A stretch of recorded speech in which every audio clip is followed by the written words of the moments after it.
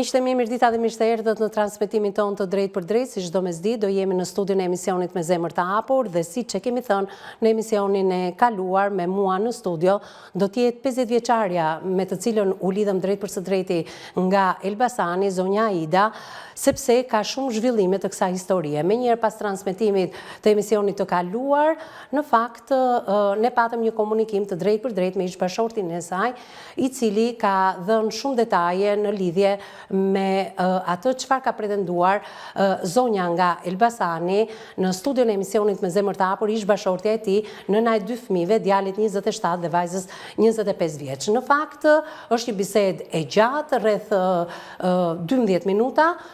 Ne kemi folur me zotin Ardian, ai ka pranuar që ditën e sotme të jetë pjesë e emisionit Me Zemër të Hapur. Nuk i di ritualet e tij fetare nëse do arri na përgjigje ditën e sotme live për ta dëgjuar edhe zonja e tij, sepse ndryshe nga hera e kaluar nga Elbasani, ditën e sotme e kemi fizikisht në studion e emisionit Me Zemër të Hapur, ama ai ka shprehur gjithçka në lidhje me martesën e tij, me gjyqjet fetare, me gjyqjen civil në gjykatën e Elbasanit, por në fakt ka dhënë dhe një opinion për nënën e 2 fëmijëve dhe për ish-bashorten e tij. Se si do ta presi zonja Aida këtë, vetëm do ta dëgjojmë pas pak. Fillimisht ndiqni materialin e përgatitur nga kryeredaktorja e emisionit Me Zemër të Hapur Anila Akmataj dhe rikthehemi në transmetim të drejt për drejt.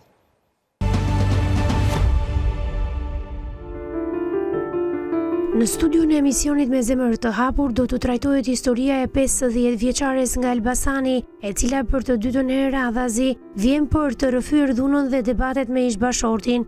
Edhe pse prej 6 vitesh janë të ndarë, ajo shprehet se përplasjet nuk kanë marrë fund. Sipas saj, tensionet, ofendimet dhe akuzat vazhdojnë edhe sot, duke bërë të pamundur qetësinë që mendonte se do ta gjente pas divorcit. 50 vjeçarja thot se ish-bashorti nuk ka rreshtur së sulmuari verbalisht dhe psikologjikisht, ndërsa konfliktet mes tyre shpeshherë përshkallëzohen në debatet ashpra. Ajo rrëfeu se ndarja ligjore nuk i dha fund frikës dhe ankthit që e kanë shoqëruar për vite me radhë.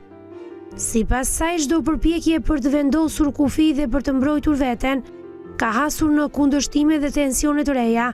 Në këtë rrëfim të dytë, 50 vjeçarja sjell detaje të tjera nga marrëdhënia e trazuar, duke theksuar se dhuna psikologjike është ende e pranishme në jetën e saj, por nga ana tjetër ish-bashorti në një komunikim të ngushtë me stafin e emisionit u shpreh se të gjitha këto akuza janë të stisura dhe të sajuara. Ndiqni emisionin.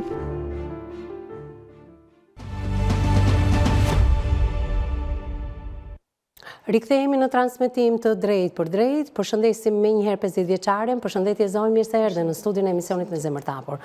Faleminderit që je me mua në studio fizikisht, të kem pranë dhe ta ndjejmë sa më afër historinë, sepse ditën e sotme në këtë studio përballë me edhe në krahun tënd është Irena Shanaj, psikologja jon. Përshëndetje Irene, mirë se erdhe. Përshëndetje Evis, mirë se ju gjej. Ndërkohë që jemi drejt për së drejti dhe me sa dëgjova të paktën nga regjia, nëse e kam ish-bashortin e zonjës Aida në këtë transmetim të drejt për drejt, jemi lidhur më duket? Nuk jemi lidhur në këto momente dhe tentojmë të lidhemi pasi të dëgjojmë se çfarë ka ndodhur pas emisionit të parë. Zonja Aida, pas emisionit të parë çfarë ka ndodhur, duke qenë se ne kemi komunikuar gjatë me ish-bashortin tënd? Ka pasur ndonjë tentativë për të telefonuar ty? Unë nuk tani po e marr vesh ju keni folur me të, nuk më ka thënë gjë, as djali, as ai s'ka bërë ndonjë veprim. Pra, është ai që nuk ja ka treguar fëmijëve? Nuk e di, nuk më ka thënë njëri gjë. Ne jetojmë veç. Ti mendon se djali dhe vajza janë në dieni që ne kemi telefonuar dhe nuk të kanë thënë gjë? Nuk e di. Nuk e di. Nuk e di. S'më ka thënë gjë. Nuk të kanë thënë gjë. Por edhe ai vet nuk është se ka pasur një bisedë me ty. Domethënë ne jetojmë në një qytet, po jemi pak larg tashti, sepse ai ka dalë vesh sepse është martuar dhe ka kohë që ka marrë shtëpi tjetër. Kështu që nuk kemi, vetëm kur vjen se në makinën aty vjen në merr dhe ngacmon, domethënë do pak, por këto ditë nuk ka ardhur. A mund të pyes zonja Aida çfarë mendon se mund të ketë thënë për ty? Nuk e di, në to seanca që kemi bërë, vetëm ka folur fjalë që nuk janë të përshtatshme për atë që ti thot. Tani nuk. Pra në seancat gjyqësore për zgjidhjen e martesës ti thua që ai ka treguar gjyqtares, ka qenë zonjë, ka qenë grua. Gjyqtar, ka qenë djalë, është djalë i ri, edhe një vajzë dhe avokatja ime. 2 herë ka thënë ajo më vodhi, njëherë 5 milion, njëherë 3 milion, njëherë kështu, njëherë ashtu. Herën tjetër pastaj tha kjo i kuvet. Nuk e di, po unë jam me mendimin që një grua kur nuk mund t'i vetë pa ta shkatroj familjen, pa gjë, nuk e di. Vetëm do një që është e tillë, mendimi im ky është, nuk e di. Mirë, po sikur unë të them që ai ka thënë fjalët më të mira për ty? Ai mund të thotë për sy e faqe, po ato që thonë... Më pëlqeu shumë buzëqeshja jote. Faleminderit. Ishte ironike apo ishte ti e Aida kështu e buzëqeshur? Kështu kam qenë. Se ke qenë shumë serioze në emisionin e kaluar. Është stresi është ajo, po kështu jam, kështu kam qenë gjithmonë. Kështu më thonë që ke qenë që e vogël, nuk e di. Që e vogël.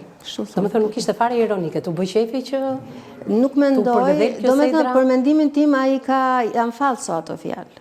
Se përderisa ai thot në një seancë gjyqësore që ti më ke vjedhur, kjo është akuzë, ose ajo iku vetë, si ka mundësi që unë ika vetë?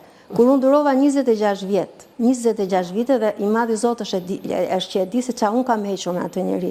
Dhe të ikin atë, kur mua fëmijët më rritën, i quam në shkollë të 2 fëmijët në Turqi, dhe më arritëm shumë gjëra dhe unë mund t'isha rahat në atë kohë. Dhe në atë kohë unë u bë ajo që u bë, do më mbasë, kështu që nuk janë akuza këto, prandaj dhe unë nuk... Janë shtirje, për mua janë shtirje. Janë shtirje. Mirë, e kam një njoftim nga regjia në qoftë se e kam zotrin drejt për së drejti me ne? Akoma, presim pak qaste derisa të bëhet kjo lidhje drejt për drejt, se kjo emisioni dytë i takon në fakt zotris për të lidhur me studion e emisionit me zemër të hapur. Ne kemi pyetur në fakt në qoftë se zotria do të kërkonte të ishte në një emision dhe ai ka pranuar të jetë pjesë e këtij emisioni dhe duhet lidhemi telefonikisht me të për të diskutuar ato çfarë ka diskutuar me stafin e emisionit me zemër të hapur, me kryeredaktoren Anila Akmataj, por edhe me mua si drejtuese e emisioni. Në fakt, pyetjet e kam drejtuar të gjitha unë, bie Zilja.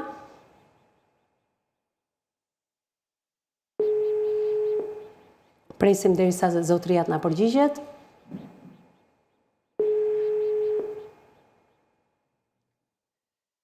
Në fakt edhe pas transmetimit e emisionit ishte i zënë gjatë gjithë kohës me biznesin e tij, me klient, do të presim dhe të jemi të duruar deri në momentin për të gjetur pak kohë të lirë edhe për të përballur me emisionin.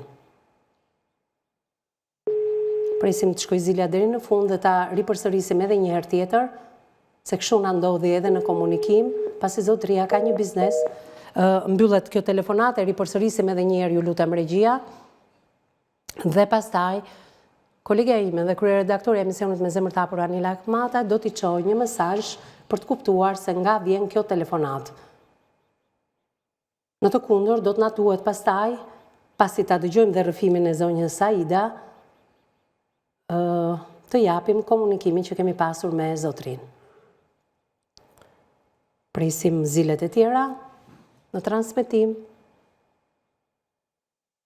Nuk po e dëgjojmë zile regjia, ju lutem.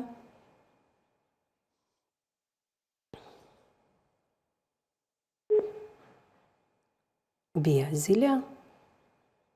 Ta shpresojmë që kësaj radhe këmbgulja jon të na nxjerrë fitimtar, siç e kemi lënë me zotrin, që zëri i tij do të dëgjohet në studion e emisionit ton, por gjithmonë në prezencë të zonjës Aida.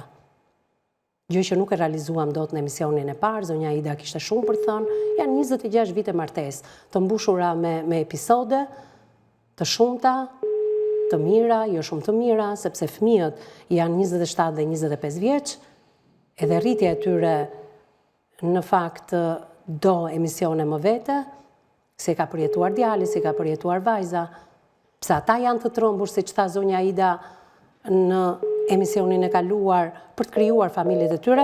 Atëherë, e mbyllim këtu komunikimin me zotrin. Të lutem Anila dërgoj një mesazh, sepse mund të reagojë zotria dhe menjëherë zëri zotrisë të futet në transmetimin e sotëm, në të kundërt, pastaj në pjesën e dytë dhe të tretë nuk na ngelet gjë tjetër veç se të japim komunikimin që ai vetë e ka pranuar të bëhet pjesë e studios së emisionit me zemër të hapur dhe ai komunikim të dëgjohet, pra të regjistrohet, i pranuar nga vetë ai dhe më pas ta dëgjoj dhe çfarë ka thënë zonja Aida. Zonja Aida dhe njëherë, pra nuk ishe pritshmëri, kishe pritshmëri ndryshe që ai do thoshte për ne, jo kjo fjalët e mia. Jo, mendova se ai nuk do të dilte fare, nuk do të hapte telefonin fare. Jo, ai ne kemi këmbgulur, ka qenë me klienti, e di se sa i zënë është. Ka djalin aty, janë të dy bashkë. Mirë, atë ditë pas emisionit, kishte këtë linte, mund tjetë vërtet kjo që thoni ju, por unë vetë e kam parë në një komunikim të drejt për drejt ishte ai me klientin. Tani, të mos nxjerrim gjëra të tilla se ka qenë ai përveç biznesit ka dhe impenjime të tjera të cilat i di shumë mirë, është imam xhamie, të ditë xhumaje ikën, ditë bremte ikën në tregan, po. Okej, mirë. Atëherë pastaj është vetëm, se djali vjen nga ora 2, pastaj është vetëm. Fakti që as djali, as vajza, po as ai nuk të kanë komunikuar që ne e kemi kontaktuar dhe ka fol gjatë me ne, ka fol edhe me emra konkret. Ku keni vajtur ju në Durrës, ku keni ardhur këtu në Tiranë, pra ju keni marrë mendimin ndoshta edhe të teologëve që i përkasin festë tuaj.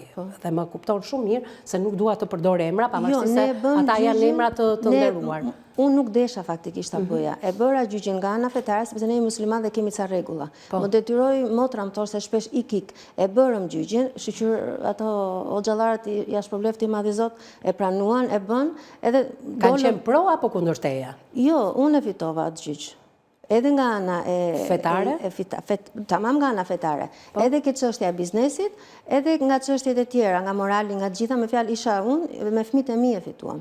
Ai nuk unë nuk e di, nuk dua ta përmend vajzën se ndoshta i vjen keq, po vajza vet, domethënë kur ai ngatronte emrat e atyre që ka pasur me neve, domethënë doli shumë keq aty. Nuk di çfarë të them. Po si pranuan fëmijët të vinë në një gjyq fetar? Do doja, jam kurioze të di. Pse duhet të përziheshin në punët e prindërve? Se tek e fundit ti mbetesh nëna, ai mbetet babaja atyre fëmijëve. Ishin të rritur dhe u mor mendimi atyre. Merret edhe në gjyq nga shteti në gjykat është psikologu apo jo? Psikologu është kur fëmijët janë 9-18. Ato ishin 17-19 djalë, domethënë kanë qenë të rritur. Domethënë kanë qenë në kufi, kështu që edhe domosdoshmëria e një psikologu nuk ishte kaq e domosdoshme. Ata nuk folën kur isha unë edhe ai aty, ato i morën veç, folën veç domethënë me hoxhët, edhe thanë atë mendimin e tyre. Unë fëmijët e mi nuk paragënjej shumë. Domethënë në atë kohë djali ishte Shiko, nuk gënjejnë apo nuk paragënjejnë shumë? Nuk gënjejnë në atë kohë. Tani janë të rritur, është gjë tjetër, se po t'ishte ashtu do më thoshin, domethënë. Mua nuk më tha, prandaj dhe po them këtë gjë. Por se në atë kohë, kur e morën djalin tim në pyetje, djali ishte edhe thoshte të vërtetën për atë, të vërtetën për mua. Domethënë thoshte kush kishte këtë gabim, kush kishte atë gabim. Fëmijët e morën vesh që ti ke dalë në emisionin me zemër të hapur? Jo, unë s'ja kam thënë vetë. Pra, jo vetëm ai, por edhe ti nuk ja ke thënë. Jo, unë nuk ja kam thënë vetë, sepse nuk mendova. Unë me djalin nuk para kam shumë, kur ka qenë në shkollë në Turqi kemi qenë ndryshe. E flisnim, po thuaj se gjithë ditën, mund t'ishe, nëse nuk më merte një ditë, ose nuk e merja një ditë, ishte problemi madh. Po tani, nuk e di pse që kur ka fillu ndarja dhe që kemi bërë ndarja, nuk e gjejmë gjuhën hiç bashkë. Edhe nuk, për çdo gjë thotë, pra, në një farë mënyrë të fajson për këtë ndarje? Edhe më fajson, edhe jo, domethënë. Shiko, në një nga komunikimet që unë kam pasur me zotrin, që unë shpresoj që ai të ta thot vetë dhe ta kem zërin e ti live, në të kundërt unë do jap pikërisht komunikimin që kam pasur me të, ai thot që ke qenë ti që e ke kërkuar, siç the edhe në emisionin e kaluar, por vajtja jote në Belgjik tek motra jote ka ndikuar shumë për çështjen e divorcit. Divorci ishte bërë kur unë kam qenë në Belgjik. Ai fajsoi. A ka ndikuar mirë, ta them ndryshe, ka ndikuar motra jote në kërkesën për divorc? Nuk ka pas lidhje fare motra ime ke divorci. Motra ime ka qenë në Belgjik kur unë jam ndarë këtej. Ndarja jon, ajo martesë ka qenë e mbaruar prej vitesh. Domethënë ka qenë falso 100%. Shiko, kur thua falso të lutem. Ka qenë falso 100%. Po si bëhen dy kalamaj, duke qenë se jeni falso? U bëhen kalamaj sepse ishte mirësi nga e madhi Zot që të vinin në jetë. Po ka qenë pa afrimitet, pa ngrohtësi, pa... Po si i ke bërë? Mekanikisht i ke bërë ato fëmijë? U bën, ishte risk nga e madhi Zot, thash, nuk ka pas ndjenjë, nuk ka pas... Po shiko, ti më them mua që je nga besimtarët e para, dhe nga gratë e para të veshura në Shqipëri, dhe ke qenë shumë e respektuar, duke mbajtur këtë robë, dhe duke e respektuar dhe ne. Atëherë si ka mundësi të janë gjëra që ndodhin, të jetë një familje mekanike, të bësh fëmijë mekanik? Ka qenë falso çdo gjë. Unë ta thash herën e parë, ne 5 muaj kam ndenjur me vjerën, unë gjithë fejesën. Pra ti mendon se ai nuk të ka dashur? Po ti. Jam përpjekur kaq. Ti je përpjekur ta duash. Jam përpjekur.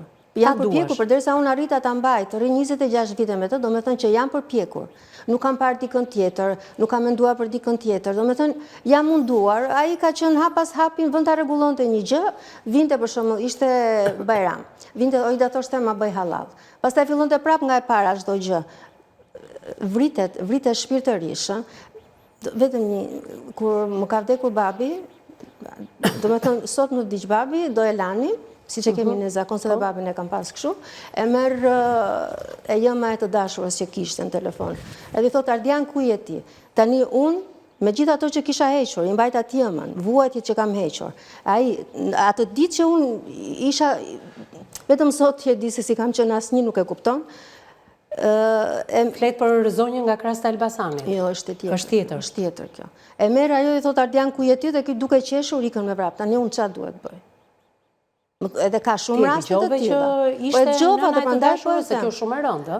E dëgjova dhe prandaj po e them. E dëgjova, prandaj dhe po e them. Nuk do ta nxjerra fjalën nga goja nëse nuk do ishte vërtet. E ke pyetur për veprimin se shumë e ulët kjo nëse ka ndodhur. Ai e dinte se unë ne ja thoshim gjithmonë, nuk kam folur vetëm me atë person, ka fol vajza ime me atë person. Domethënë janë gjëra që unë i di dhe edhe fëmijët e mi i dinë. Do me thënë janë gjëra që të vrasin në shpirt. Shiko, a ka pasur një ballafaqim të sinqert midis jush, jo vetëm për akuzat që ai të ka bërë ty, për një person që 20 vite më parë kishte blerë një tavolinë në Cerrik dhe emrin e tij e përmendte vazhdimisht në përshpi. Jo, përmendte emër tjetër në përshpi. Ai atë nuk e di se si e ka gjetur atë person dhe kur më tha që ti më ke traktuar me filanin, prano ti tha që të më ke traktuar me filanin, unë nuk kisha lidhje me atë person. Po ky është shantazh psikologjik, që ti të pranosh diçka që s'e ke bërë. Ka qenë fëmijët aty, çdo gjë e kanë në sy të fëmijëve. Çdo gjë e kam në sy të fëmijëve. Atëherë, keni folur ndonjëherë sinqerisht me njëri tjetrin? Pra, këto gjëra i bënte në emër të besimit, pra që duhet kishte në jetën e tij dhe gra të tjera përveç gruas që ishit ju, e kurorzuar. Ju keni bërë një martesë në xhami përveç martesës civile? I keni bërë të gjitha martesat bashkë. Dhe ai asnjëherë nuk ka pasur guxim të vinte dhe të thoshte, dëgjoj, është momenti që unë të marr edhe një grua tjetër, nëse e kemi ratuar ti apo jo. Unë i kam thënë, fillova i thosha, merre edhe vazhdo jetën tënde. Më mba mua, më mba fëmijët e mi dhe ti i shiko punën tënde. Pra ti ke lejuar edhe këtë gjë? Ja kam thënë shumë herë këtë gjë, më thoshte jo, unë nuk e çoj në përmend. Në emisionin e kaluar ti më the kështu që ju bisedën e keni bërë, por ai donte të merrte një grua tjetër. Por ti i kishe vënë një kufizim për të mos u rikthyer me ty. Jo, i kam thënë merre dhe shiko punën tënde, ama më përgjigju për mua dhe për fëmijët e mi. Përgjigju për fëmijët e mi. Hajde kur të duash ke unë dhe shiko jetën tënde me atë. Po pse nuk e donte këtë lloj pakti? Po sepse ai nuk e di, mua më thoshte që feja juaj më duket se e lejon këtë lloj pakti. E lejon. Domethënë, ti dinjitetin tënd si grua apo e humbje në ato momente? Unë kisha humbur me kohë. Unë e kam humbur me kohë me atë njëri, që në fejes kisha marrë fund si njëri, sepse 2 vjet në qik fejes, vetëm sherr nga gjitha anët, lodhesh, vritesh, nuk... Po pse i finalizove pra, kjo më duket mua hipokrizi shumë e madhe në këtë lloj martese. Po sepse nuk ikte. Çfarë do thot nuk ikte? Ikje ti? Ku do veja? Si ku do veja ti? Po nuk mundesha unë të martohesha me dikën tjetër, nuk mundesha unë të mundesha... Po pse duhet të krijojë në mendjen tënde një martesë tjetër? Ka që pa zonja ishe ti sa tjetoje vetëm dhe nuk e di se çfarë të sillte më pas kohë? Ajo kohë për shembull me vetëm me prindit e mi do jetoja, në vend tjetër nuk do jetoja. Unë nuk kisha... Pra, nuk ishe një vend të riktheheshe në familjen tënde? Po këtë më thuaj, pra. Nuk mendoja shumë gjëra dhe... Kaq. E ke biseduar ndonjëherë me prindrit e tu? Prindrit e mi i dinë gjëra. Jo, ti thoje për shembull që e gjithë martesa ime është një hipokrizi, dua të kthehem. Kur ka dalë ajo e dashura që kishte atëherë, kam vajt ke babi, dhe se s'po dija ku të veja që të shprehesha, se kam... Nuk më tha gjë babi, vetëm kaq tha na fliqi, tha na turproj fare dhe kaq. Pra ti e shkele dinjitetin tënd me këmbë, duke thënë që po, na mbaj neve, mua dhe fëmijët, vazhdo jetën tënde, dhe riktheu sa herë të duash tek unë. Po, ashtu i kam thënë, po. Dhe këtë nuk e pranoj? Jo, nuk e pranoj, po vazhdon të punën e vetëm. A mund të dim zonjat e tjera me cilat, unë nuk e dia ka pasur, apo jo, sa i thot që nuk kam pasur, të kujt moshe ishin? Të kujt natyrave përveç shtetases nga Indonezia? Kanë qenë të vogla. Gjithmonë kanë qenë të vogla, po. Me sa vite diferencë kishin me Me zotrin? atë, mund të kishin njëra për shumë, ajo e krasës ka qenë 15-17 vjeçë, thonë. Ky ka qenë, unë e takova, po nuk e kam pyet për moshën, i kam vajtur dhe në shtëpi asaj. Nuk e kam pyetur për moshën, po më kanë thënë që ka qenë e vogël, ke 15-17 vjeçë, diçka e tillë. Zonja me cilën jeton aktualisht sa vjeç është? Kjo është 47, nuk e di, diçka e tillë. Në gjyqjet fetare që keni bërë me 2 xhallar, me një në Tiranë, shumë të njohur, e me një në Durrës. Ai i Durrësit ka qenë thjesht, ai aty e egzagjeroi shumë, ushtri për tokë bëri sikur ishte smur, domethënë nuk quhej ajo. Mirë. Ai nuk quhej. Okej, dua të di, i ka pranuar ekzistencën e këtyre grave dhe sidomos e vajzave në moshën? Indonezianin që e ka marrë mbas ndarjes time, që të jemi të rregullt në këtë pjesë. A ka pranuar në gjyqin ato që ka pasur? Nuk i ka pranuar. Nuk i pranon ato, jo. Ti ke faktuar përballë tyre me që dole fitimtare ti dhe fëmijët? Ja ke faktuar o xhallarëve? Unë i kam thënë gjithmonë, ato të krasës e din, në Elbasan e din që të gjithat muhabet, të gjithë muslimanët e din. Domethënë edhe këtë tjetrën e din, sepse unë ja kam thënë që të gjithëve, kam vajtur, kam kërkuar që të më japin ndarjen nga ana fetare dhe kështu, edhe nuk ma ka dhënë njëri, dhe ja kam thënë që të gjithëve që është filanka, domethënë. Me këto zonja pse është ndarë? Pse nuk i ka më në jetën e ti? Me këtë që e kishte kur më vdiq i matë, e donte, biles kërkon të shtëpi me qira për këtë, ati afër, unë fillova bëra debat, do me thënë, unë me vajzën, pastaj erdhi, filloj, biles kemi bërë sherra dite, shumë sherë kemi bërë në shtëpi, dhe me sa di unë pastaj e la. Kjo ishte divorcuar vetë. Arsye vajzën e krasës? Atë tjetër me atë është martuar, më kanë thënë, do me thënë ka qenë i dashuruar, pastaj mbas sherrit që kemi bërë neve, më duket se e ka mbajt 6 muaj edhe e ka lënë. Po sepse ai nuk është i aftë të mbaj 2 gra, ai 1 grua dhe nuk e mban dot, jo 2 gra, nuk din ti mbaj. E mbyllim këtu këtë diskutim për këtë pjesë të parë të emisionit, kalojmë në hapësirën e parë publicitare dhe rikthehemi në pjesën e 2 dhe të 3 të këtij emisioni.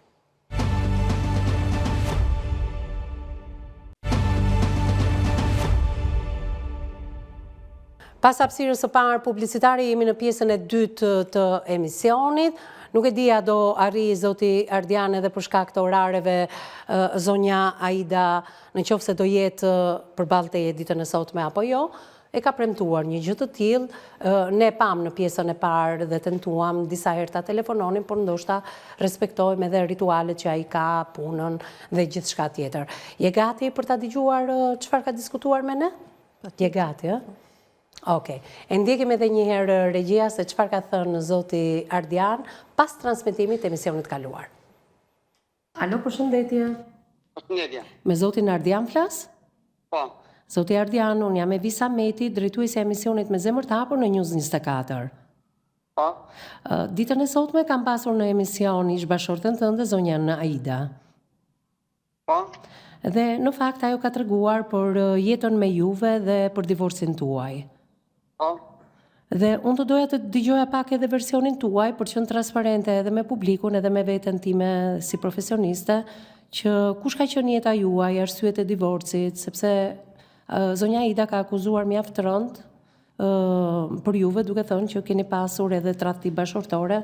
Jo, kur asnjëherë, nuk është e vërtetë. Nuk është vërtetë, kemi pasur edhe përballë në gjyq edhe me ka pasur avokate Eno Çobani, nuk është fare vërtet. Kur asnjëherë. Megjithatë ju jeni në një gjyq për ndarjen e pasurisë apo jo? Po. Okej, nëse ndarja e pasurisë është një tjetër problem, po ju për çfarë jeni divorcuar nga zonja? Ajo është divorcuar, s'kam divorcuar. Çfarë gruaje ka qenë Aida? Në gjyq janë nga qenë që unë nuk kam grua pa familje për më prish. Ajo do më prish familjen, prish familje. Ju jeni divorcuar që në 2020, në mos gaboj, ë? Po.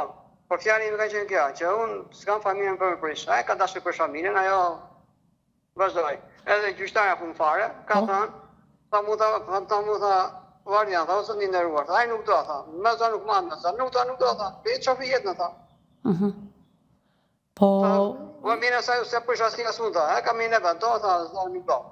Aq. E qartë. Ai tha, më fal, në kërë fali 100 herë. Po.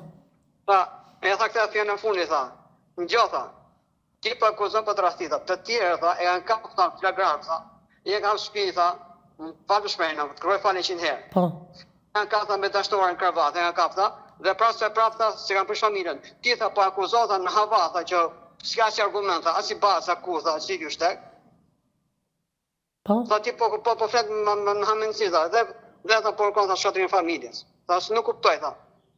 Nuk kuptoj. Mirë, dëgjoj, duhet të jemi transparent. Një gjyqtare nuk mund të, ose gjyqtar, si burr, si grua, nuk mund të thotë që gratë e tjerë i kanë kapë burrat me të dashurat në krevat edhe nuk i kanë divorcuar, se kjo është e turpshme pastaj. Dëgjoj, ajo e tha kështu në mënyrë konfidenciale, e tha që kanë artu në gjyqët. E qartë. Mirë. Që më në këtë, thotë në fare dhe se kam për familje. Shiko, zonja nuk është fare pa fakte, sa ajo thotë gjatë kohës martesës, ju keni qenë me një zonjë nga Krasta, se ka folur me këtë zonjë nga Krasta Elbasanit. Si? Vazhdo, ota fol tani, se isha me klient. Po, pra, zonja thotë që gjatë martesës me ty, ka folur me një zonjë nga Krasta Elbasanit, ka pasur një bisedë me të. Jo, kur asnjëherë, kur. Madje ju keni bërë edhe 2 martesa, me një zonjë nga Kosova dhe me një zonjë nga Indonezia. Po, i kam pas martesa ligjore, martesa kështu. Nuk puna se kam bërë kështu. Këta nga Indonezia kam tamam me certifikat martese me të gjitha. Pas divorcit me Aidën, apo jo? Po. Po në lidhje me fëmijët, si është marrëdhënia juaj me fëmijët? Dëgjoj pak. Po. Dëgjoj pak. Aida ndar, ka i ka me pa jetën e vet. Kaq. Fëmijët janë unë përsipër, por fëmijët kujdesem unë. Ajo vajti shpresoj që motra vet do e mande atje në Belgjik. Po. Ai në Belgjik motra vet nuk e mali, e vajti tonë në Azi. Po. Dhe ka qenë këmbgulja ime që i kam thënë fëmijëve, i thonë suj që të vi. Më mirë se shëtushën për ju, që nuk rri një mashkull, nuk rri dot në azile. Po. Në Europë, ju pa të rri një femër me shëmi mbulume. Po. Kam lutë fëmijëve, i thonë ja mushmi, kanë ardhur. Po të di, kështu valla ka bëga për zot, ka bëga kapim më të madh. Të di se do shkon dhe çon gjën deri në këtë fazë. E gjyqtari ti ishin në gjyq, e gjyqtari tha, ai gjyqtari ishte në gjyq, për ndaj pesim pasurisë. Ta nuk kuptoj, tha, ora ta shkoj zgjidhni vetë apo. Po ju leja fatën, e laj fatën një muj. Po. Që të vinte ansu karrias kjo të arrit të bisedoshim. Po. Unë i thash, unë shkoj, unë jam çmimi nga fëmijëve. Ti çfarë rrekon? Edhe dje i thash gjyqtarit, e lema gjyqësore, flasë nga njerëzore. Kush është fituesi në këtë rast? Unë jam shmeqera, ndër shmeqera. Unë shkojnë time, as pa e vezis, as pa e mërzis, as ja për gjaj. 3 shpina vet me fëmijët. Në këtë rast ka hap gjyqi dashun, pa dashun të vazhdoj gjyqi deri në fund. Dashun do unë para atë që më takon pjesën time. E kuptoj. Në fund dashun, kush do fitoj çmit dashun? Do të bëjmë dakord deri në fund, sa s'vjen dakord. Do të bëjmë dakord deri në fund. Do dalë shtëpia thotë, marrë zyrë për mbarimin, dhe xhena kan, dhe e blej dikush me shkrim qesharak dhe e blej. Po. Puna fund kush do li fitu? Ta ngjenë fëmijët rrugëve. Më fal pak, nuk bëhet fjalë vetëm për një shtëpi, se ju keni 3 në mos gaboj. Jo, një shtëpi, se një shtëpi është nga prindë, nuk quhet, ajo është dhuratë nga prindrit. E qartë. Është nga prindrit, ajo ku ka ardhur tek unë, ajo është shtëpia e prindërve. Mirë, gjatë martesës ju keni ushtruar dhunë ndaj zonjës si psikologjike ashtu edhe fizike? Kur asnjëherë. Okej. Ndërkohë, zoti Adrian, ju jeni dhe imami i xhamisë së Ligjave? Po, kur asnjëherë. Kur asnjëherë. Gjë ti gazetar do ta faktosh fakte, mos tani. Po shtëpia në Ankara, si është bler, me çfarë është bler? Shtëpia në Ankara është bler me zonja ite sa punon një ditë. Po ndërkohë ka marr para nga prindrit e saj. Sikur një ditë kontribuoja janë në shtëpi. Pra çdo të ardhë në shtëpi, sa më thotë që kam dhënë legardianit, po mi ti le ku i gjetën. Nga lekët që i kanë dhënë prindrit kur kanë shitur pasuritë e tyre në Cerrik. Ku i kanë dhënë prindrit u zgjidhja fare. As ka shet prindrit ata e kanë hedhur në emër çunit. Ndaj s'kan e majtë. Ata kanë herë si e motra më e madhe, sa si kjo vet, kanë shkuar në firmat ke noterit që ja kanë dhënë dhuratë. Po. Ku i gjetë lekët ajo? Atëherë, të them diçka zoti Ardian, ligji shqiptar, po edhe ligji në përvende të tjera, një kontributin e gruas edhe kur ajo është shtëpiake, se ka larë, ka shplar, ka gatuar, ka rritur fëmijët. Unë këtë se edhe poshtë. Kontributi i saj është për atë që ka mbajtur shtëpinë, kujdesit për fëmijët, për tjerë dhe që thonë. Nuk të se mohoj, se edhe poshtë, ka dhe kontribut tjetër. Po thotë ai që si përndon ai që unë kam dhënë kaq 1 milion lekë Ardianit, Ku i ke gjetë? Më kaq, ti ku i ke gjetë? Një më kam punu. Pra, i kam dhënë lekë të asaj, dhe i kam thënë kaq, nuk e dija se jam let kaq lek. Pra me koshient, që jam thënë të fjalë, që nuk di se jam let kaq lek. Që e jepja, nuk e çoja lekën në bankët, por se e çoja në shtëpi, dhe jam lidh. Po, zoti Ardian, mund t'ju bëj një pyetje, çfarë bashorte ka qenë gjatë kohës që ka qenë e martuar me ty zonja Aida? Mund ma përshkruash pak? Po nga ana pasurtisë nuk kam çaj them as si pika si presja. Po. Po vetëm nuk e di ç'i hipi, nuk e di ç'i hipi ke këndare, nuk vallaj as të mor me hallë. Po, e gjoj që dashovesh ku ca të vjen kalamaj dashovesh ti. Pra ka pas plan më parë. E pas me më parë nuk e di. A ka ndiku nga e modrë që ka të modrë në Belgjik. Po gjatë martesës e keni akuzuar për tradhti bashkërtore, se gjatë procesit gjyqësor ju e keni akuzuar për një person në Cerrik, ku keni bler tavolinën përpara 20 vitesh. Si? Përpara 20 vitesh në Cerrik keni shkuar me zonjën dhe keni porositur një tavolinë. Dhe për këtë personin që ka shitur tavolinën apo ja u ka bërë tavolinën, ti gjatë procesit gjyqësor e ke akuzuar zonjën sikur ju ka tradhtuar. Kur asje. Pra ka qenë një bashorte shumë e mirë, thoni ju. Edhe Kur asje. Tani më fal bëj pyetje. Tani ta thosh të fjalë madhe. Po. Fjalë shumë e rëndë, për kë për në kalamajve. Qartë. Pra, ajo tani bën natën në zezave, me marrë çunin, me pyet gocën, uzim si me gocën, i them kaq, sill në Kenan, me muzimi sa dush. O muzimi të kam çunin. O do mos me grusha, do më dal ku dush ti muzan, tash tash unë e fëmia im. Me nanën si do mirë. Pra unë si me fëmijë që ta ngjojnë, ta respektojnë. Pra, zoti Ardian, gjatë kohës që ka qenë e martuar me ty, ajo ka qenë një bashkëshorte dhe një nënë shumë e mirë. Ju nuk keni asnjë lloj ankese. Asnjë lloj ankese. E kuptoj. Mirë. Megjithatë, zonja ka pretendimet e saj për sa i përket rolit tuaj si bashkëshorte dhe si baba, ndoshta kjo e ka çuar që para 6 vitesh keni bërë divorcin. Jo më ja për divorcin. Ajo për zonin ku kam vajt, ku ka dash shefja, ku ka gjithë dash shefin ajo. Ku ka dash? Ka vajt ke një që është një tank kriso në atje në Durrës. Po. Në Durrës atje, që këta e majnë motra saj e majnë për kështu për imam të shquar, që është me president penal që është ai. Edhe vajnë më atje, i ta kështu e çështja. Po. Edhe gjojë me gjyku si mas shjali sa më zotë tjeni personë vinë, tjenë tre gjyqtarë. Po. A i thamë janë gjyqtarë, në pash unë njerë, tash hajtë me përnë gjyqë që a thotë. Në funë i tha, motra e dashur, tha, ti tha, ullë tha, te tha, mos e maj kajsh me përpjekur, tha. Tha gjitha shumë tha mundë dhe ti tha, ti është pak më e kujdeshëm. Po i tha, qa për i baj, tha shumë. Po më thë qa për i baj. E qartë, ti ke kërkuar rikthim Aidës me ty? Dëro pak, ti tha nëse ti tha akuzon tha për tradhti tha, a ke dëshmitar, e ka pa dikusha. Se ma shriati, sa në du me qenë 3 dëshmitarë, që ta ke pa duke, më falë për shmenë, të kërë fali 100 herë, që ta ke pa duke bërë marrëdhënie intime, jo duke qëndruj duke një, po ta ke bërë duke në falë për shmenë, të kërë fali 100 herë, duke pa në shtratë. Po. Pra 3 tjetër tha, gjitha po alë duon, tha, po që majtë ka tradhtu. Atëherë të po ngrihet, Ardiana po thotë, që tim ke vjetë mu, ke bakshum, thotë. A ke thotë, me në vetë. Pra, zëgja, esë më argumente. Edhe gjyqtari në tjetë në gjyqë, tha, filloje, po këshu, tha zonjë, tha. Në gjykatë zëgja esë me dokumenta. Sa tim më përndoj shumë, tha, zotëria në fjarë, mu të përndoj shumë, tha, por se në njojmë letra dokument, njojmë faktet. Po, zoti Ardian, t'ju bëj dhe një pyetje të fundit që ta mbyllim bashkë. Atëherë, ju i keni kërkuar rikthim Aidës me juve, sepse edhe ti vetë thua që ka qenë një grua dhe një nënë shumë e mirë. Gjithë do herë më kërkuar, gjithë do herë. Edhe kër i kemi qenë funfare, kemi qenë ke Hoxha Ahmet Kolaja, që kemi qenë, filloj përëndime, jo po ndu 1000 euro në muaj të rrogë personale, filloj me përëndime, i tha, funë, i tha, Hoxha Ahmet, i tha, më falë për e pyte, tha. Më falë, të kërë i falë 100 herë, që po tha më të thonë, falë, tha, ti tha je gru, tha, po tha, edhe dashnor, tha, më falë më shprejnë, të kërë i falë 100 herë. Po. Edhe dashnor me pasa, tha, me kërku, tha, 1.000 euro, tha, duhe një metrikën personale, rogë mujore.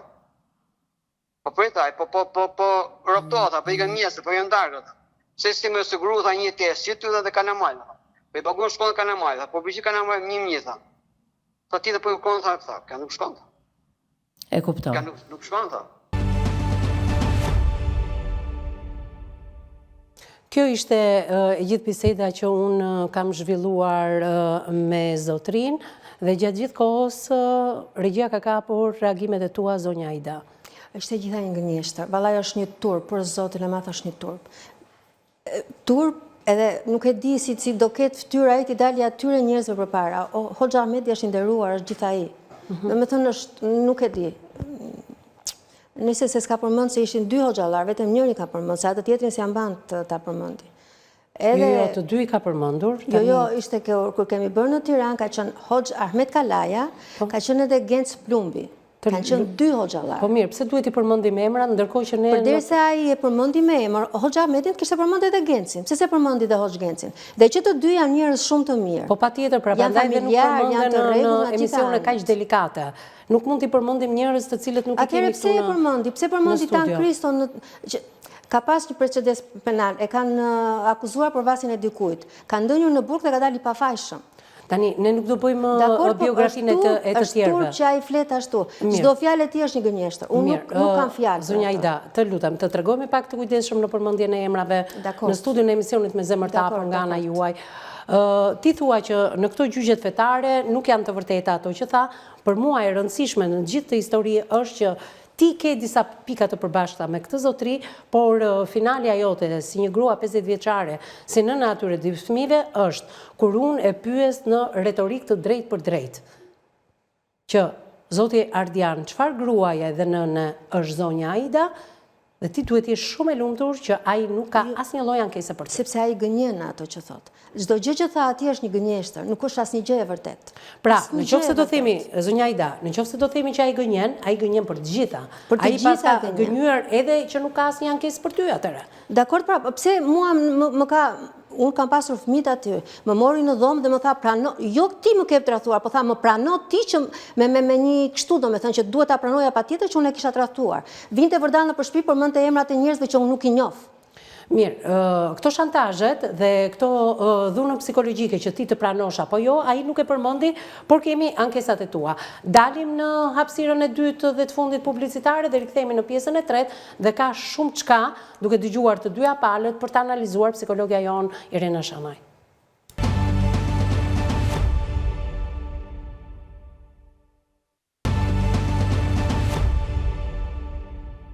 Mbas hapësirës së dytë dhe të fundit publicitare, jemi drejt për së drejti në pjesën e tretë dhe të fundit. Në fakt, gjatë kësaj hapësire publicitare, ka pasur një reagim edhe nga zonja Aida duke diskutuar së bashku edhe me psikologen. Zonja Aida, e shikoj që nuk je ndjerë mirë. Ta them unë sinqerisht që të kam dëgjuar ty në emisionin e parë, kam dëgjuar edhe zotrin. Për mua është e rëndësishme ajo çfarë na tha zotria, që në lidhje me ty si nën dhe si grua, ai nuk ka asnjë lloj pakënaqësie. Ai gënjen në çdo gjë dashur. Por ti më the diçka në lidhje me gjyqin fetar. Në qoftë se gjyqi fetar do ishte, siç ka thënë zotria, çfarë problemi? Unë nuk do ta merrja ndarjen fetare nga ai dhe nuk do të merrja pjesën që më takon ke pasuria, ke biznesi që ka. Sepse nëse Hoxha do i kishte thënë ato fjalë, unë nuk kisha ndarje, sepse binte, domethënë ishte gabim ndarja ime në atë mes. Do fitonte ai. Hoxha ka thënë fjalë të tjera dhe çdo gjë që ai gjyq ishte ke unë dhe ke fëmijët e mi. Mirë, ti thuaj vetëm në këtë pikë ai ka gënyer. Në çdo gjë ka gënyer. Në atë që ka thënë atje çdo fjalë e tij ka qenë gënjeshtër. Çdo fjalë e tij ka qenë gënjeshtër. Unë marr përsipër. Fut edhe këtë që je grua dhe nënë e mirë? Që të gjitha kanë qenë gënjeshtra. Pra ti mendon, nëse unë do isha e mirë. Pra ti thua që ai mendon se ti nuk je një grua dhe një nënë e mirë? Ai thotë që fëmijët i kam unë, përgjigjem unë. Po kur kishte gruan kosovare, pastronte frigoriferin edhe çonte me turinat ke fëmijët ai. Shitet në dyqan një qoftë gjysmë që unë kam fiksim. një shofte gjysëm, e ka quar ai ke shpite, ke djali im dhe ke vajza ime. Dhe unë e mora... Të bijem në këtë nivel tani qoftesh në këtë studio? I thash, më fal Enes, më fal. Po jo për që thot i kam unë për sipër. Të lutem mos përmend emra. Po, s'ka problem. Më fal, i thash djalit, më fal. O mam, i thash, a shitet kjo, i thash. Ndonjë djali kështu, më pa 2-3 herë edhe të me llogarit ku është ai si print. Po pse mendon se ka bërë zotria dhe jo zonja e nderuar me cilën ka jetuar? Sepse nëse unë do isha martuar sot dhe do kisha një burr të martuar, do kisha një burr tjetër që do kishte fëmijë, nuk do ta lejoja ta bënte atë gjë. Edhe ai nuk duhet ta lejonte. Siç e mendon ti e nderuar zonja Ida, nuk e mendon një grua tjetër. Ke jep të qenit aty, të jep të macës. Pse duhet ta çonte? Jo se jam dakord me atë që ka bërë. Llogarit këtë ti dhe çfarë prindi është. Mirë, ata dëgjojmë pak psikologen. Shiko, ti thua që gjyqi fetar ka dhënë të drejtën e pronës. Po ashtu ne bashkë të kam premtuar, do presim edhe gjyqin civil, si do bëhet ndarja pasurisë. Dhe do kemi një tjetër emision të vish këtu, sepse kontributi juaj është 50 me 50. Dhe kjo, se ku i ke gjetë para ti? Se sa kontribuar ti, unë ja thash, si ligjet në Shqipëri dhe ligjet ndërkombëtare janë që gruaja shtëpiake është një punë e papaguar, por që njihet kontributi në fund fare. Do me thënë, gruaja nuk paguhet, por lodhjen, po të marrësh një grua dhe ta paguash për gjitha sa ke bërë ti, të lajtë, të shplajtë, të rrisi fëmijët, të qojtë, të marri, të gatuaj e gjitha. Vetëm të jëmën e ati që ka mbajtur, më ka vletru sa e gjithë. Edhe pse ajo nuk të donte, Vetëm të jëmën, nuk e mbajtur në vajzat e veta, të flasë, po nuk po flasë më shumë. Vetëm të jëmën e ati që e ka mbajtur, më ka kushtuar sa ka gjithë martesa ime. 4 herë depresion kam kaluar. 4 herë depresion dhe se kam pas asnjëherë afër. Asnjëherë afër. Dhe ajo ishte e para që nuk të ka dashur në atë familje. Po, ngeli edhe vajzës time edhe fëmijëve të mi kanë thënë që Ardiani si ka fëmijët e vet. Do të thonë unë kisha me dikën tjetër. Do të thonë aq akuzat të rënda ke pasur për ajo vdiqi në duart e vajzës time, sepse Jati, iku, se aq mban, aq burr është. Iku e lan duart e vajzës time dhe nuk i kërkoi hallallin vajzës time që ishte gjaku vet. Në me llogarit nuk kam fjalë, për zotin, nuk kam fjalë. Ta dëgjoj pak Irenën, jam shumë kurioze të histori që thash në emisionin e parë, sa më afër besimit jemi, aq më të mirë ne bëhemi, por në rastin konkret nuk mund ta them diçka të tillë. E vis në respekt të gjithë atyre besimtarëve musliman që janë të ndershëm, të moralshëm dhe me shpirtra të ndriçuar, të cilëve ju dëshiroj nga zemra një muaj të shenjtë të Ramazanit dhe një agjërim të pranuar dhe të shpërblyer. Duhet bëj një shpjegim. Rasti në fjalë, pra 2 bashkëshortët e divorcuar nuk janë ambasador të denjë të besimit islam, padyshim. Padyshim. Doktrina islamike predikon kulturën e paqes dhe të respektit dhe vetë fjala islam rrjet nga selam, nga paqja. Dhe këtu nuk e gjejmë gjikundi paqen, përkundrazi, shohim diçka që shkon në mënyrë të zhdrejtë me nacionin e paqes. S'ka nota fare paqe e zonja Ida? Sa ajo është në paqe njëherë me shpirtin e saj, që mbas 26 viteve martesë ka thënë stop injorimit, shfrytëzimit dhe gjithë shkaje tjetër, tradhtisë, shantazhit për të pranuar në ke apo jo të dashur filan person. Zonja Ida është viktim e një traume komplekse, viktim e një ekspozimi të stërzgjatur ndaj stresit, ndaj injorimit, ndaj përbuzjes, ndaj përbaltjes së kontributit të saj si nën, si grua, si partnere, si shtylla e vërtet jetike e asaj familjeje. Unë e përgëzoj që ja ka dalë të mbroj veten së pari, sepse kërkon shumë guxim të shpëtosh veten kur je subjekt, kur je viktim e një abuzimi narcistik, sepse ajo që mund të lexoj, qëllimi të kuptohemi. Qëllimi nuk është të diagnostikojmë në distancë, mirë po patjetër që duhet të analizojmë disa tipare dhe disa modele dhe disa dinamika të rëndësishme në këtë familje. Unë kuptoj... Ka element narcisizmi apo është person është narcisizëm fetar, është person narcist. Pra unë arrit të kuptoj që ish bashkëshorët juaj ka tipare personaliteti narcizoide që do të thotë gjithë ky besimi dhe gjithë autoriteti fetar që ai ka është thjesht një kamuflazh i instinkteve të tij. Pra, nuk kemi të padisiplinuara. Narcisizëm fetar këtu, sepse ai edhe po t'ishte një njeri pa pushtet fetar dhe jo të paktën praktikant i fesë muslimane, i tillë do ishte edhe pa atë rrobën e tij, ose pa besimin e tij. Ky petë shenjtërie e bën që ta legjitimojë më mirë këtë autoritet moral që ai ushtron, autoritet fetar, moral, financiar.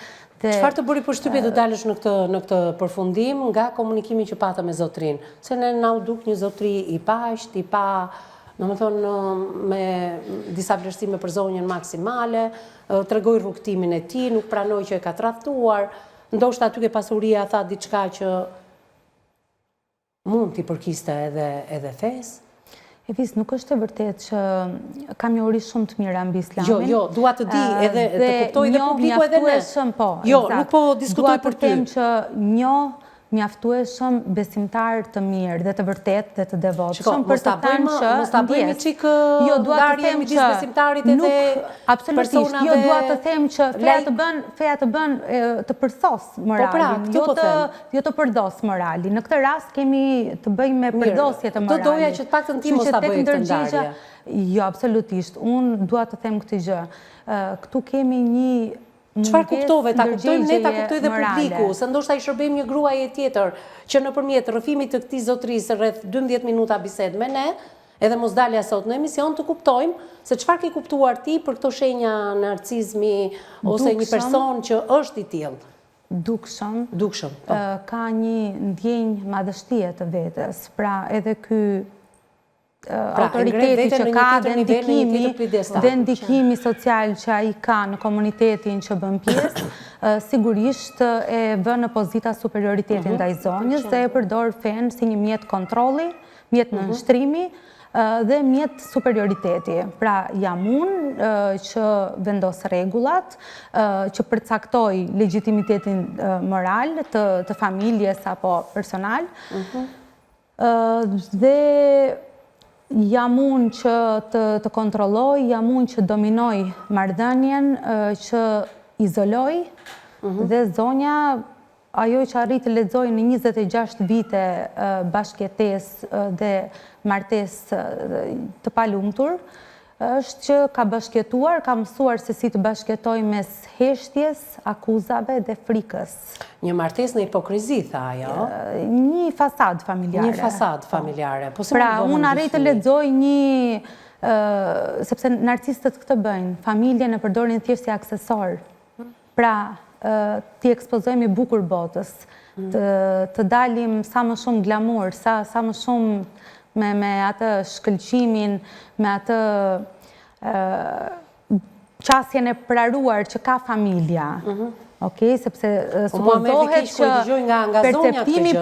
perceptimi publik është i atill që e përqafon portretin familjar, e përqafon sepse e asocion, truri është i predispozuar të asocioj me ndjenjen e përgjegjësisë, me ndjenjen e besimit, pra këta njerëz janë streh, sigurie, mbështetje, inkurajimi, komforti për njëri tjetrin. Pra në këtë familje, ne kur shohim një familje, nuk presim ta lidhim me një fushbeteje. Ndërkohë, ne këtu shohim një martesë mes minash. Shiko, një martesë e palundur, zonja thotë që në momentet e para kam qenë e palundur, që në fejesë rreth 2 vite.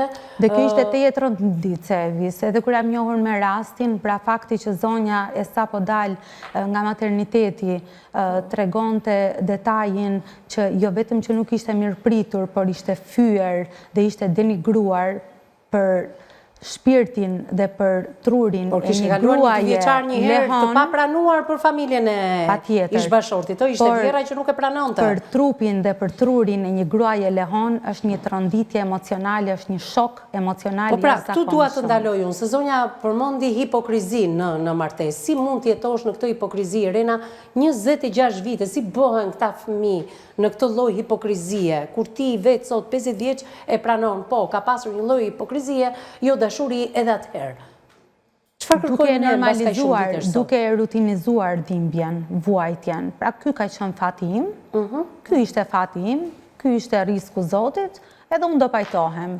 Këtë më caktoi Zoti për burr, edhe do duhet të ndërtoj familjen. A jam e lumtur, a jam e pranuar, a jam e dëgjuar, pa rëndësi ka. Por edhe dhe bërjes së fëmijëve, se një fëmijë nuk mund vi mekanikisht në jetë. Kjo i bie që zonja nuk ka dëgjuar zërin e saj të brendshëm, që i ka thënë shpëto veten dhe shpëto këta fëmijë. Dhe këtu unë do preferoja, me gjithë respektin për gjithë vitet e tua të durimit edhe të vuajtjes, që shpresoj Zotit të ta lehtësoj gjithë barrën emocionale të akumuluar ndër vite, unë do preferoja që këtu ju të mos ishit për të sulmuar njëri tjetrin, por për të mbrojtur fëmijët tuaj që tashmë janë të rritur, ama kanë një kosto mendore dhe një barë jashtëzakonisht shumë të rëndë emocionale prej jush, prej raportit tuaj. Pra ata janë rritur mes konfliktit, mes pasigurive, mes fyerjeve, mes akuzave dhe nuk është e lehtë për psikikën e një fëmije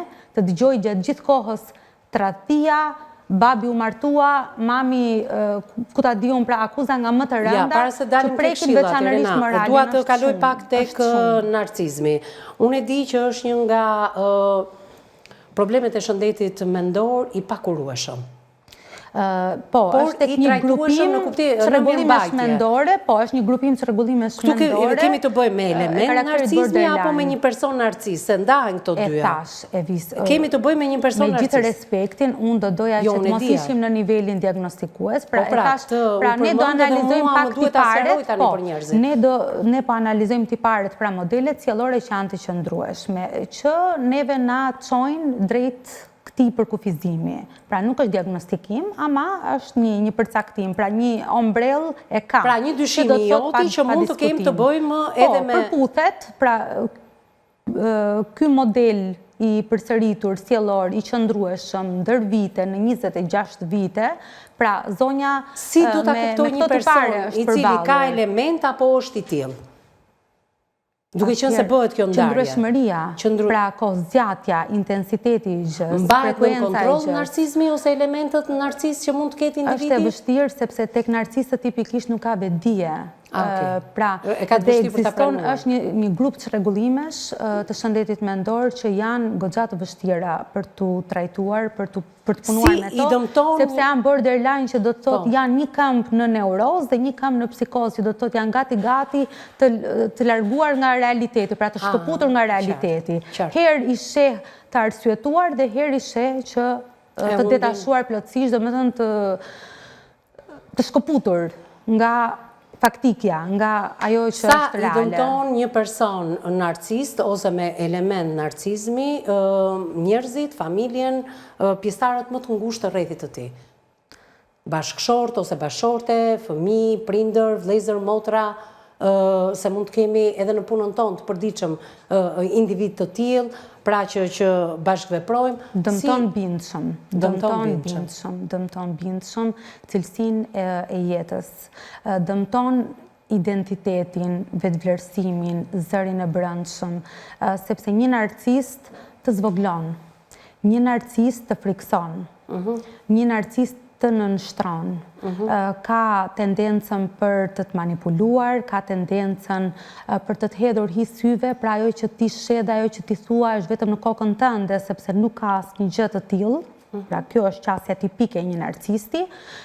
Pra është gjithçka, është realiteti yt i supozuar, apo ajo që ti do, apo ajo që ti zgjedh të perceptosh, sepse nuk ka diçka të kësaj natyre.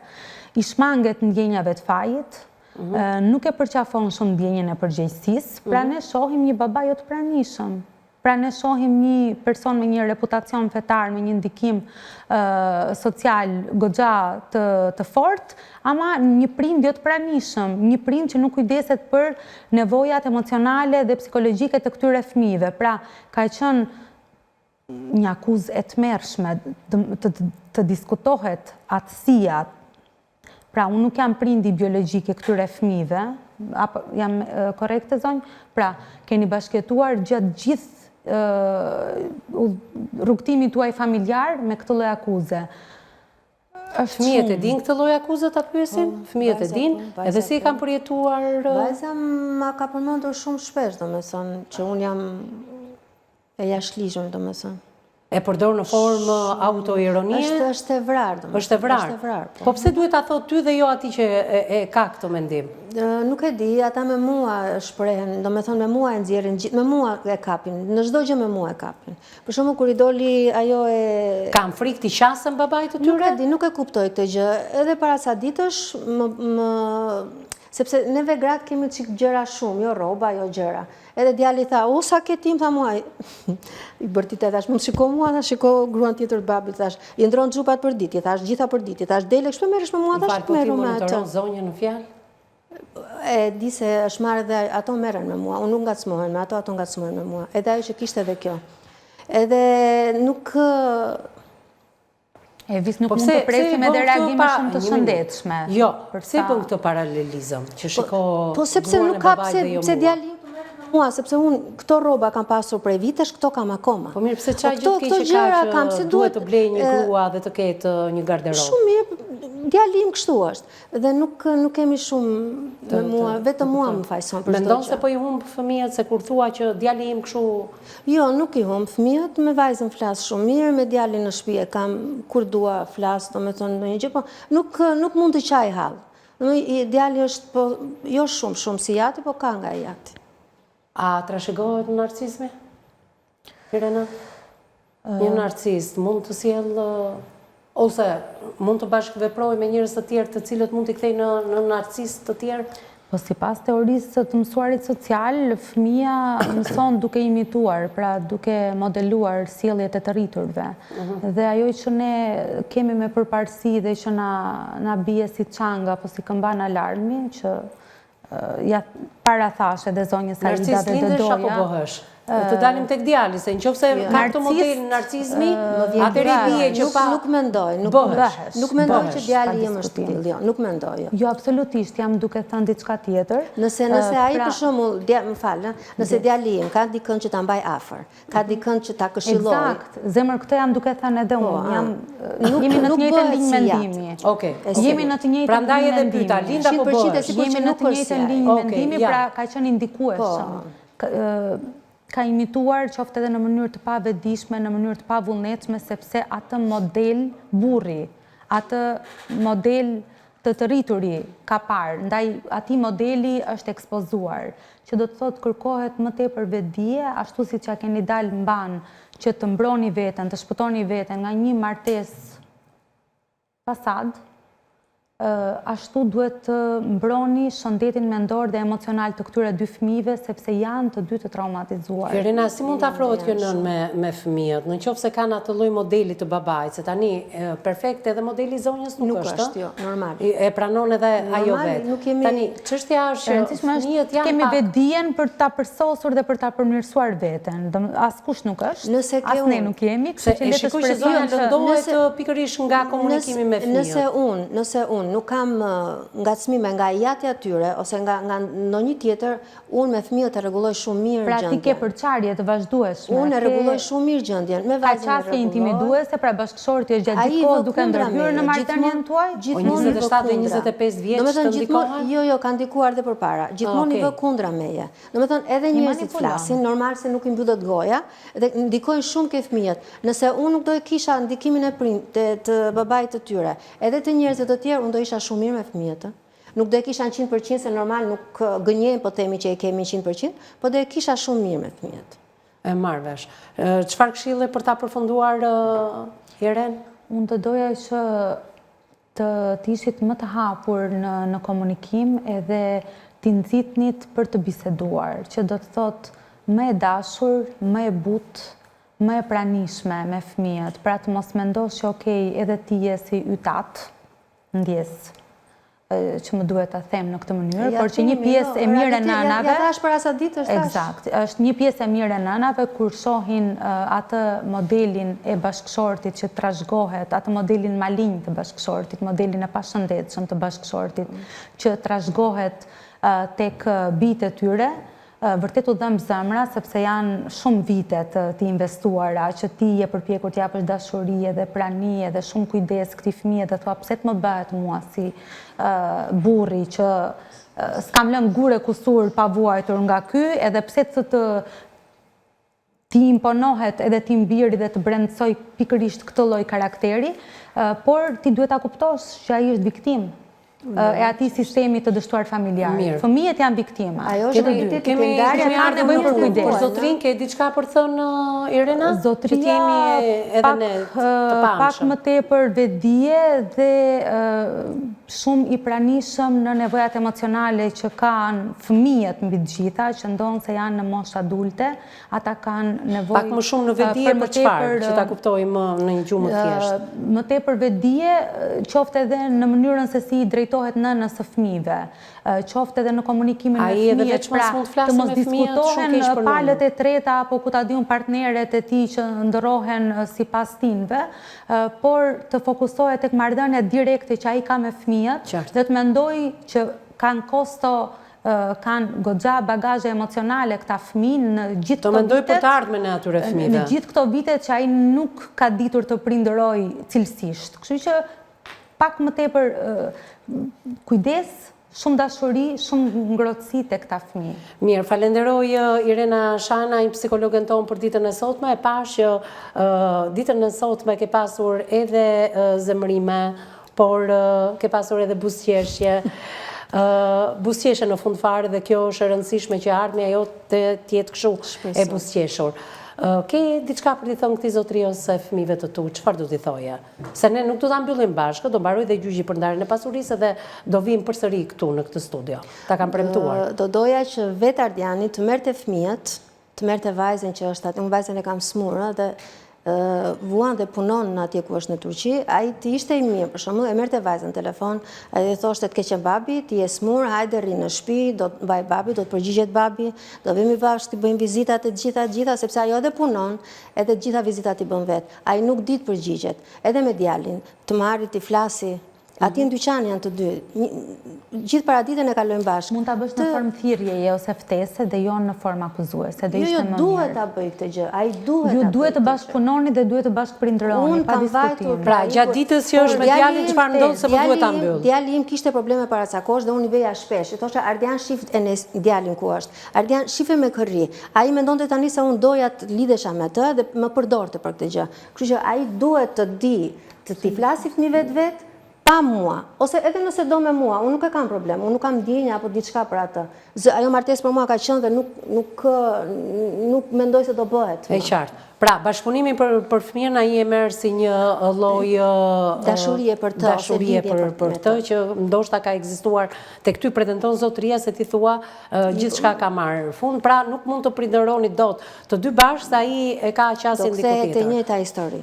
Mirë, unë të falenderoj që ishe në studion e emisionit Me Zemër të Hapur ditën e sotme. Falenderit edhe ju që na keni ndjekur drejt për së drejti në ekranin më të madh informativ në vend, në televizionin News 24. Bashkë ndajemi këtu për të ritakuar në ditët në vijim. Deri atëherë, miru takofshim.